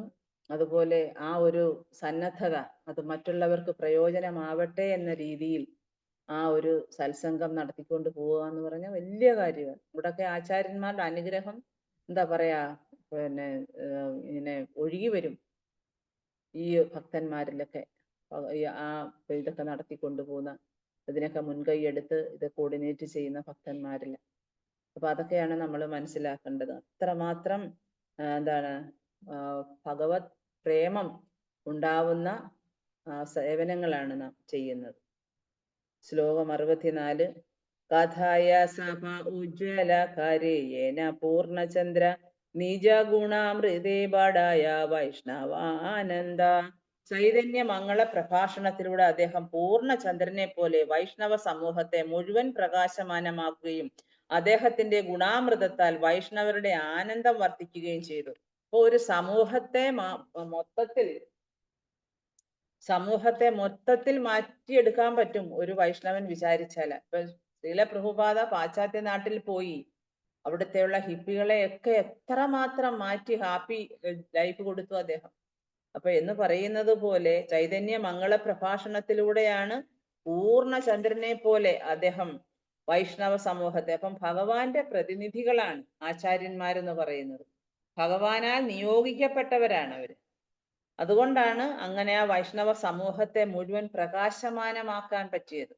ആ സമൂഹം അല്ലേ?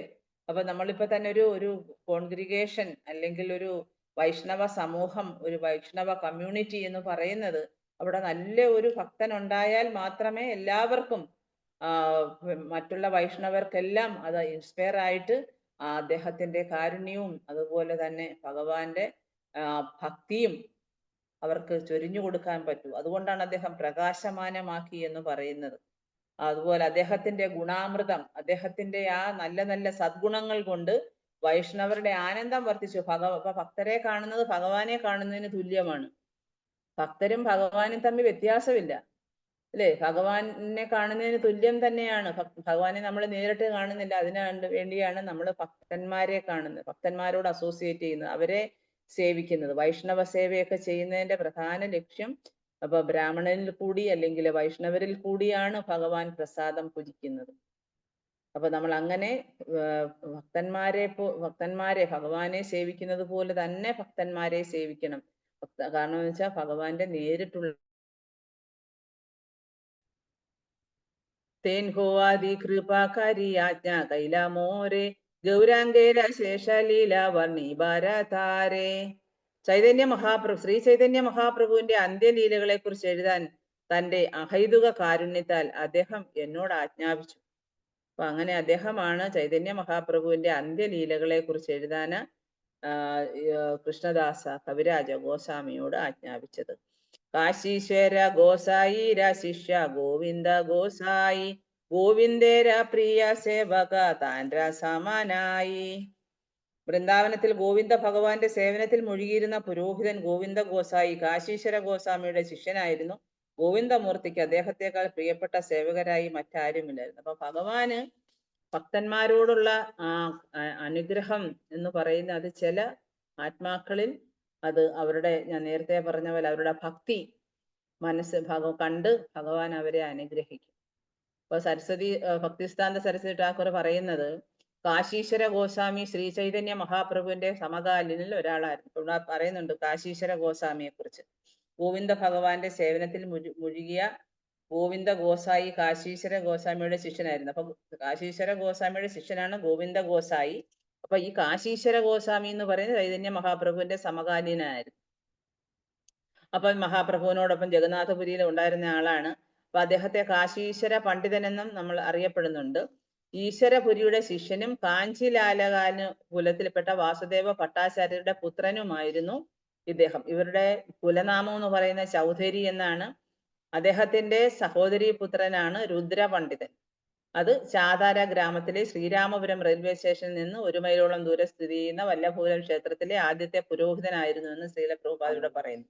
അപ്പൊ രാധാ ഗോവിന്ദന്റെയും ശ്രീ ചൈതന്യ മഹാപ്രഭുവിന്റെയും വിഗ്രഹങ്ങളാണ് ഈ എന്താ പറയാ അതായത് ആ സ്ഥലത്ത് അവിടെ പ്രതിഷ്ഠിച്ചിരിക്കുന്ന വല്ലഭപുരം ക്ഷേത്രത്തിൽ പ്രതിഷ്ഠിച്ചിരിക്കുന്നത് ശ്രീ ചൈതന്യ മഹാപ്രഭുവിന്റെയും രാധാ ഗോവിന്ദിന്റെയും വിഗ്രഹങ്ങളാണ്.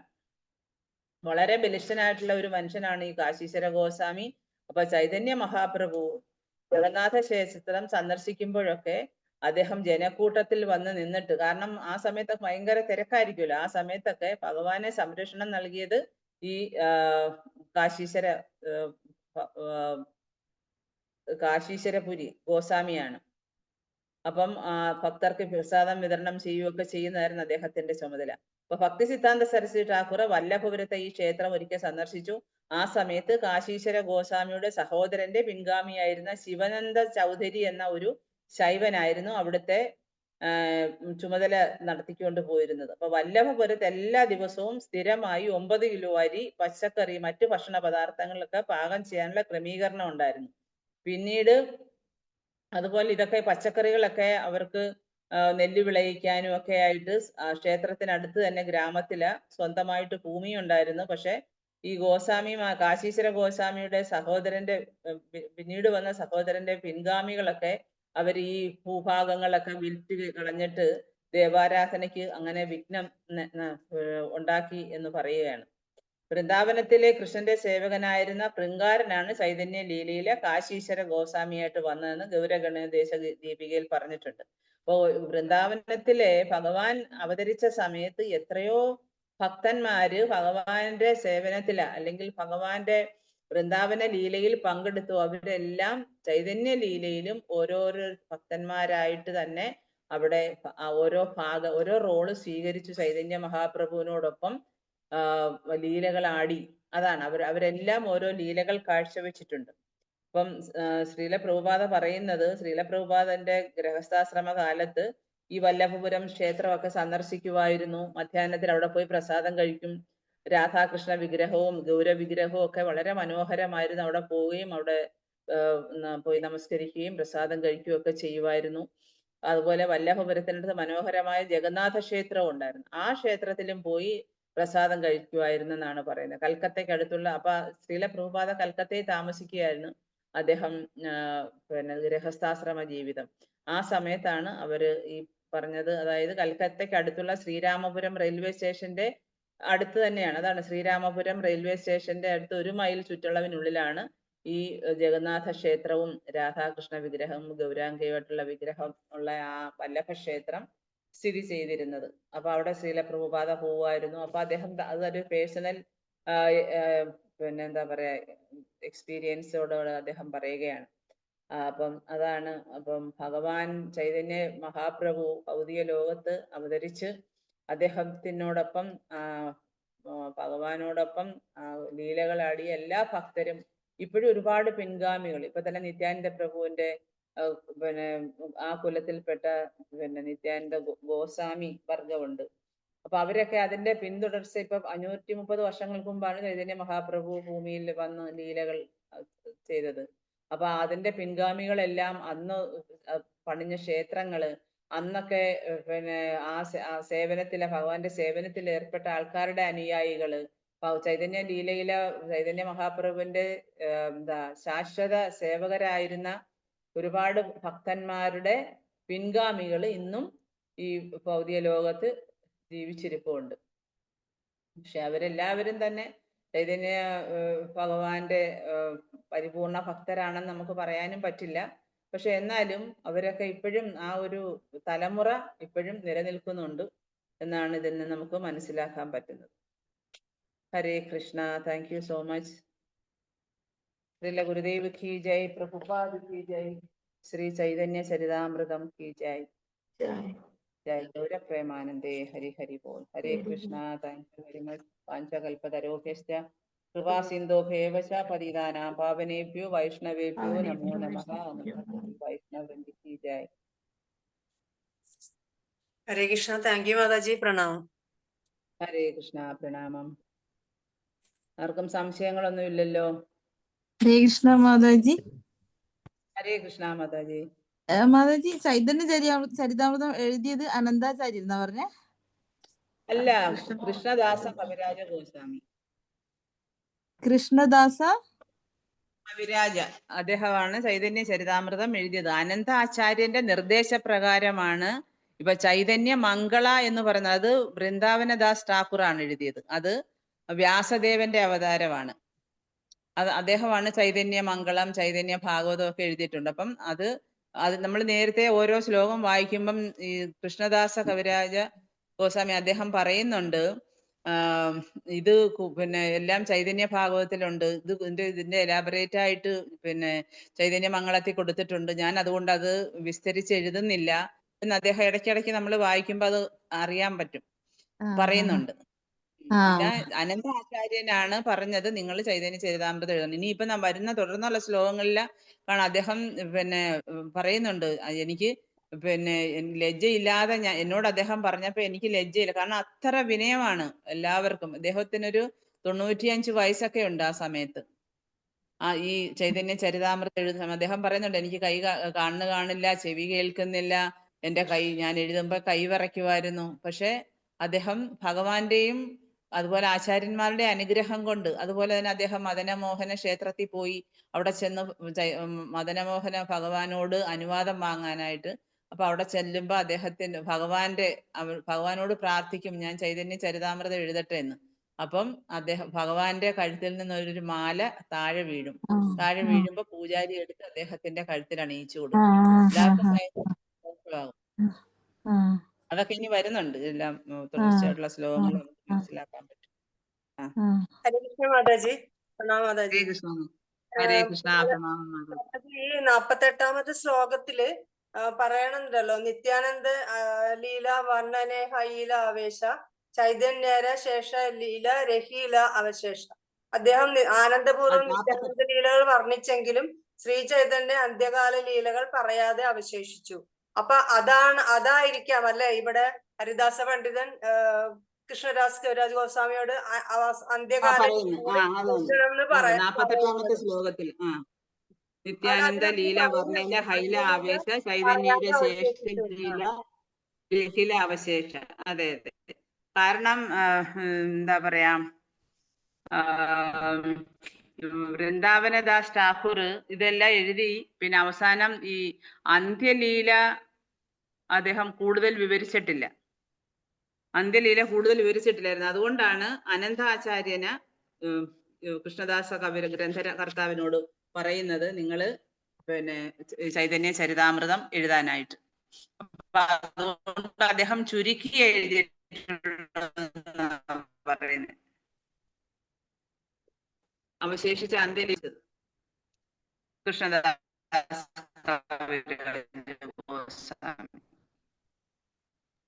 ഹരേ കൃഷ്ണ. താങ്ക് യു മാതാജി. ഹരേ കൃഷ്ണ. ഹരേ കൃഷ്ണ. പ്രണാമം. ഹരേ കൃഷ്ണ. ഹരേ കൃഷ്ണ മാതാജി. പ്രണാമം മാതാജി. ഹരേ കൃഷ്ണ. ഹരേ കൃഷ്ണ. എല്ലാവർക്കും പ്രണാമം. Thank you very much. എല്ലാവർക്കും മനസ്സിലാകുന്നുണ്ടല്ലോ ചൈതന്യ ചരിതാമൃതം? എല്ലാവർക്കും ആസ്വദിക്കാൻ പറ്റുന്നുണ്ടല്ലോ? ഹരേ കൃഷ്ണ. Thank you. ഹരേ കൃഷ്ണ. ഹരേ കൃഷ്ണ മാതാജി. ചൈതന്യ ചരിതാമൃതത്തിലെ ഏതാണ് ഇപ്പം പഠിപ്പിച്ചു തുടങ്ങുന്നത്? നമ്മള് അതിനെ 3ആയിട്ട് വിഭജിച്ചിട്ടുണ്ട്. ആദ്യ ലീല, മധ്യലീല, അന്ത്യലീല. നമ്മളിപ്പോ ആദ്യ ലീലയാണ് വായിക്കുന്നത്. അതിനകത്തെ 2ാമത്തെ ഭാഗമാണ്, 8ാമത്തെ അധ്യായമാണ് നമ്മളിപ്പോ പഠിക്കുന്നത്. ഹരേ കൃഷ്ണ. ഇപ്പം 1-2 ദിവസമേ ആയുള്ളൂ ചാനലിലോട്ട് കയറിയിട്ട്, അതുകൊണ്ടാ ഏതാണെന്ന് അറിയില്ല, അതുകൊണ്ടാ ചോദിച്ചത്. ആദ്യ ലീല എന്ന് വെച്ച് കഴിഞ്ഞാൽ ഇപ്പൊ അതിനകത്ത് ഗ്രന്ഥകർത്താവ് പിന്നെ ഈ കുറെ ആചാര്യന്മാരുടെയൊക്കെ പേരുകള്, പിന്നെ അതുപോലെ ഇനിയിപ്പം ശാഖ ചൈതന്യ മഹാപ്രഭുവിന്റെ പിന്നെ ഇപ്പൊ നമ്മളിപ്പോ വായിക്കുന്നതെന്ന് വെച്ചാൽ കൃഷ്ണന്റെയും ഗുരുവിന്റെയും ആജ്ഞകൾ സ്വീകരിച്ചതിന് ശേഷമാണ് അദ്ദേഹം ഇത് എഴുതാൻ തുടങ്ങിയത്.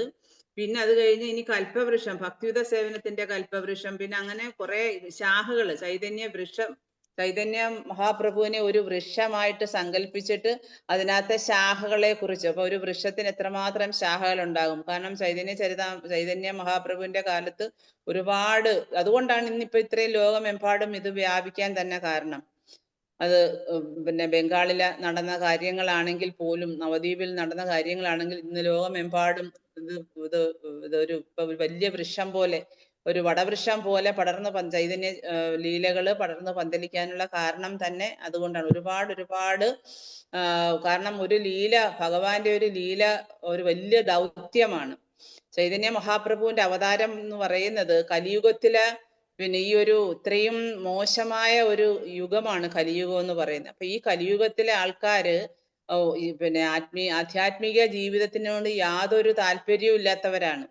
അപ്പൊ അതുകൊണ്ടാണ് ആചാര്യന്മാർ ആദ്യം വന്ന് പിന്നെ ഭഗവാനോട് പ്രാർത്ഥിച്ച്, അദ്വൈതാചാര്യൻ ആദ്യം വന്ന് ഭഗവാനോട് പ്രാർത്ഥിച്ച്, അങ്ങനെ അദ്ദേഹത്തിന്റെ ഈ ലീലകളിൽ പങ്കെടുക്കാൻ ഒരുപാട് ആചാര്യന്മാര് തലമുറകളോളം പ്രയത്നിച്ചതിന്റെ ഫലമായിട്ടാണ് നമുക്കിന്ന് ഇതൊക്കെ മനസ്സിലാക്കാനും അറിയാനും ഒക്കെ ഈ ഒരു ലീലയിലെ നമുക്കും ഒരു ഭാഗമായി തീരാനൊക്കെ കഴിഞ്ഞതൊക്കെ അതുകൊണ്ടാണ്. കാരണം കലിയുഗത്തിലെ ആൾക്കാരെ എങ്ങനെയെങ്കിലും രക്ഷിക്കണം എന്ന് ഭഗവാൻ ഒരു എന്താ പറയാ അവതരിച്ചതിന്റെ ഉദ്ദേശമൊക്കെ നമ്മൾ ആദ്യത്തിനകത്തൊക്കെ പഠിച്ചു കഴിഞ്ഞായിരുന്നു. രഹസ്യ കാരണങ്ങളും ബാഹ്യ കാരണങ്ങളും ഒക്കെ ഉണ്ടായിരുന്നു ഭഗവാൻ അവതരിച്ചതിന്റെ.